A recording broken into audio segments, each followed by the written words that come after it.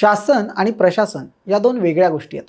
भारतीय संविधानात कोर्ट, प्रशासन आणि इतर स्वायत्त संस्थांनी कसं काम करावं याबद्दल स्पष्ट लिहिलं आहे.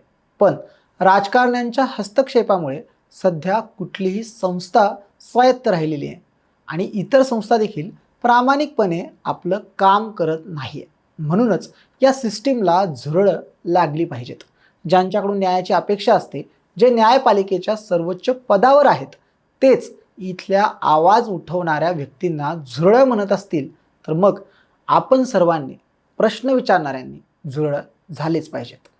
कॉकरोच जनता पार्टी ही एक केवळ ऑनलाईन मूव्हमेंट आता उरलेली नाही आहे.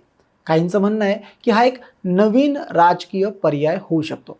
आता भारतासारख्या देशामध्ये जिथे इतके धर्म, पंथ, वेगवेगळ्या विविधता आहेत, इतक्या लवकर हा पर्याय तयार होईल का याबाबत मला जरा शंका आहे.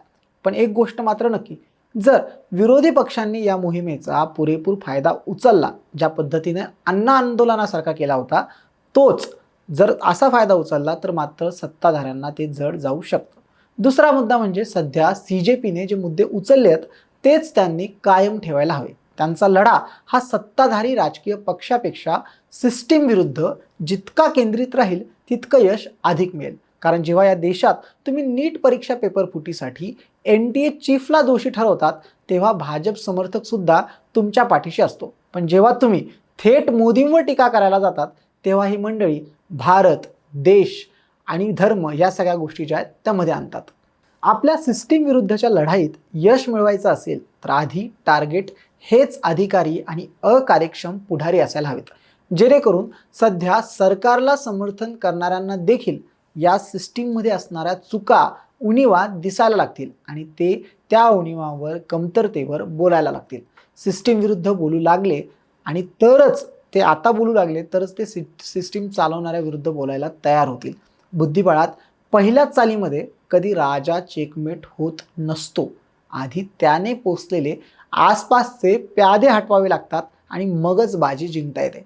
CJP अर्थात कॉकरोच जनता पार्टीनं आज पहिल्यांदाच नीट पेपर लीकचा मुद्दा उचललाय. सध्या तरुणांशी संबंधित सर्वाधिक चर्चेला गेलेला हा मुद्दा आहे, हा विषय. ज्या पद्धतीनं NTA आणि त्यांच्याशी संबंधित असलेल्या लोकांची नावं या केसमध्ये समोर येत आहेत, आतापर्यंत सरकारनं किमान NTAचे जे चीफ आहेत त्यांना काढून टाकायला हवं होतं, पण ते झालेलं नाही.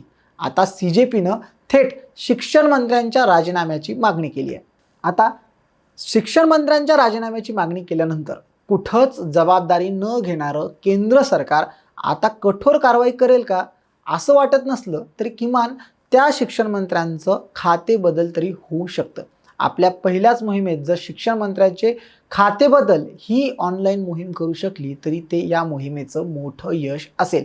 तरुणांशी संबंधित असेच मुद्दे या पक्षानं अर्थात या मोहिमेनं उचलले पाहिजेत, ज्यात थेट फटका जो आहे जो तरुणांना बसतो. रोजगारांच्या संधीपासून ते पेपर लीकपर्यंत अनेक विषय आहेत ज्यांना समोर आणता येईल. फक्त हे विषय मांडताना आपला राघव चड्डा होता कामा नये. असेच मुद्दे समोर हवेत जे मोठ्या प्रमाणावर तरुणांना भेडसावतात, ज्यांना तरुणांना फेस करावं लागतं.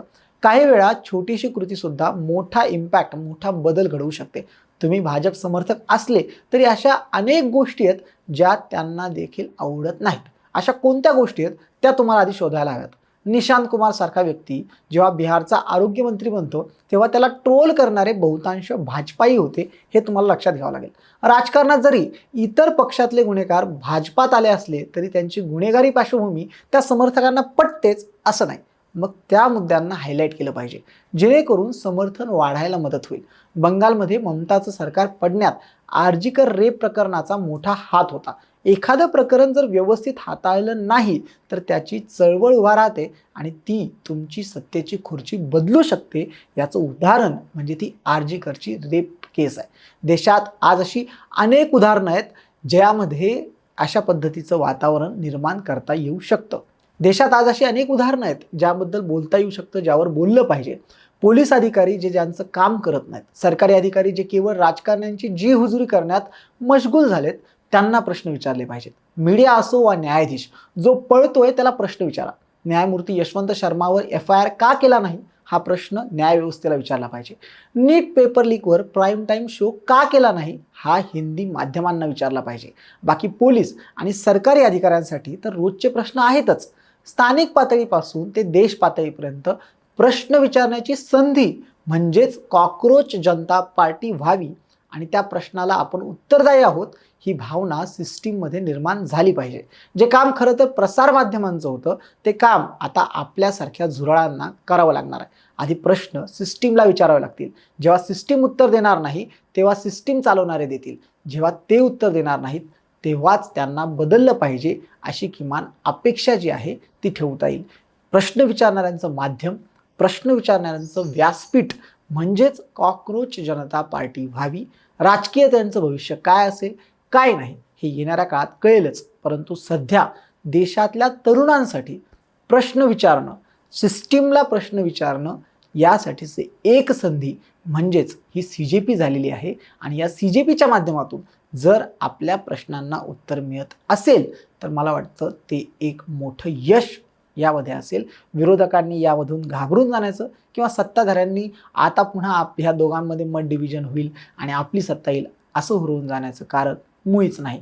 फक्त एकच आहे, आपल्याला प्रश्न विचारले गेले पाहिजे. आपण ज्यावेळी प्रश्न विचारू तेव्हाच ही सिस्टीम उत्तर देण्यासाठी बांधील राहील आणि उत्तराच्या भीतीने का होईना ते काम करायला लागतील. ते काम त्यांनी करावं आणि माध्यम CJP व्हावं इतकीच अपेक्षा. धन्यवाद.